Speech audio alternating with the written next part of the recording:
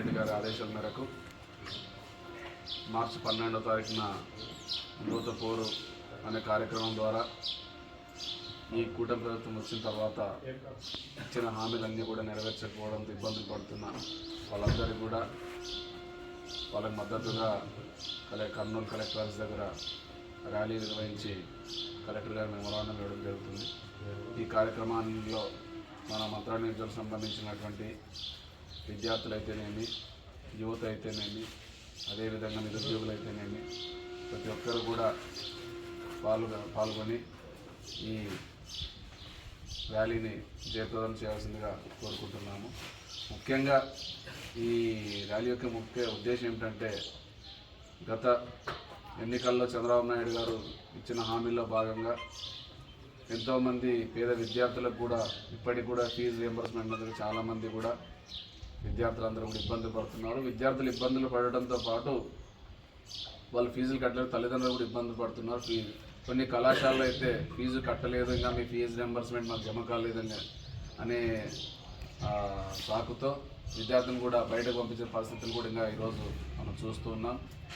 చంద్రబాబు నాయుడు గారికి మరి కనబడడం లేదా, తెలుగుదేశం పార్టీ నాయకులు కూడా ఈ ఫీజు రియంబర్స్మెంట్ నుంచి ఇబ్బంది పడుతున్న విద్యార్థుల బాధ కనపడడం లేదని నేను ఈ మీడియా ద్వారా తెలుగుదేశం పార్టీ నాయకుల్ని, చంద్రబాబు నాయుడు గారిని కోరుతున్నాం.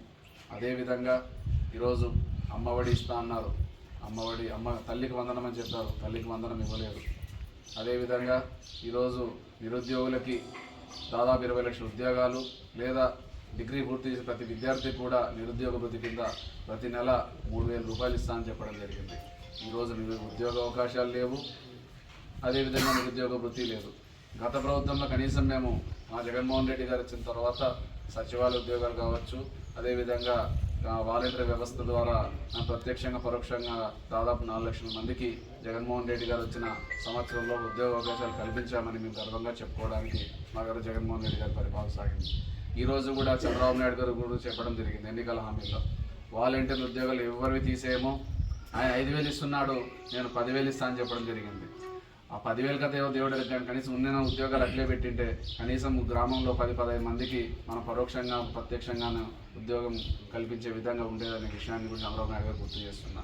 ఇది పోగా ఈరోజు మనము ఎంతోమందికి ఉద్యోగ అవకాశాలు కల్పిస్తున్నాను. నేను జగన్మోహన్ రెడ్డి ఏం చేయలేదు, నేను వచ్చిన వెంటనే ఉద్యోగ అవకాశాలు అన్నీ కల్పించి నిరుద్యోగ యువకులందరికీ కూడా నేను ఉద్యోగ అవకాశాలు కల్పిస్తానని చెప్పడం జరిగింది. వాటికి కూడా ఈరోజు పట్టించుకోవడం లేదు. అదేవిధంగా ఈరోజు దేశంలోనే అన్ని రాష్ట్రాలు మన వైపు చూసే విధంగా దాదాపు ఏ రాష్ట్రంలో లేని విధంగా ఒకటేసారి దాదాపు 17 మెడికల్ కాలేజీలు ప్రభుత్వం ద్వారా శాంక్షన్ చేయించి దాదాపు 80% పనులు పూర్తి చేసి జగన్మోహన్ రెడ్డి గారు తీసుకొస్తే దాదాపు 5 జిల్లాల్లో కూడా నంద్యాలలో కావచ్చు, రాజమహేంద్రవరంలో కావచ్చు, ఇంకా ఒక 5 చోట్ల కూడా మనం కళాశాలలు అన్నీ కూడా ప్రారంభించి దాంట్లో ఆల్రెడీ క్లాసులు కూడా స్టార్ట్ అవ్వడం జరిగింది. ముఖ్యంగా మనం చూసుకుంటే మన ఆదోన్ దగ్గర ఉన్న మెడికల్ కాలేజ్ జగన్మోహన్ రెడ్డి గారు తీసుకొచ్చి మెడికల్ కాలేజ్ ఏర్పాటు చేస్తే ఈరోజు దాన్ని పట్టించుకునే పరిస్థితే లేదనే విషయాన్ని కూడా ఈ మీడియా ద్వారా తెలుగుదేశం పార్టీ నాయకులు కోరుతున్నాం. అది కాకుండా ఈ మెడికల్ కాలేజ్ అన్నిటి కూడా ప్రైవేటీకరణ చేయాలనే ఉద్దేశంతో ఈ కూటమి ప్రభుత్వం ఉందనే విషయాన్ని కూడా ఈ మీడియా ద్వారా మన ప్రజలందరికీ తెలియజేస్తున్నాం.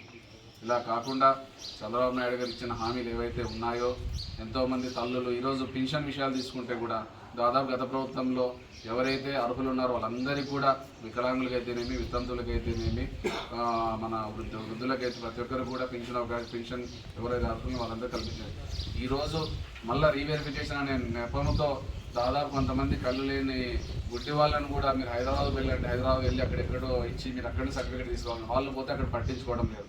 అంటే ఇక్కడ ఉన్న పెన్షన్లు ఎట్లా తగ్గించాలనే ఉద్దేశంతో ఇవన్నీ కార్యక్రమాలు చేస్తున్నారు తప్ప ఎవరికి ప్రజలకు మంచి చేయాలనే ఉద్దేశం వాళ్ళకి లేదనే విషయాన్ని మీరు అందరూ కూడా గుర్తుపెట్టుకోవాలి. ఎందుకంటే పెన్షన్ ఇవ్వాలంటే లోకల్గా మన ఆదోన్లోనే ఎక్కడికో మీకు సెంటర్ ఇస్తారు, అక్కడ పోయి పెన్షన్ అప్లై చేసుకుంటారు. ఒకవేళ ఎలిజిబిలిటీ ఉంటే, డాక్టర్ ఎలిజిబిలిటీ ఉంటే వీళ్ళు తెచ్చి వీళ్ళకి ఇస్తే పెన్షన్ ఇవ్వడం గత ప్రభుత్వంలో జరిగింది.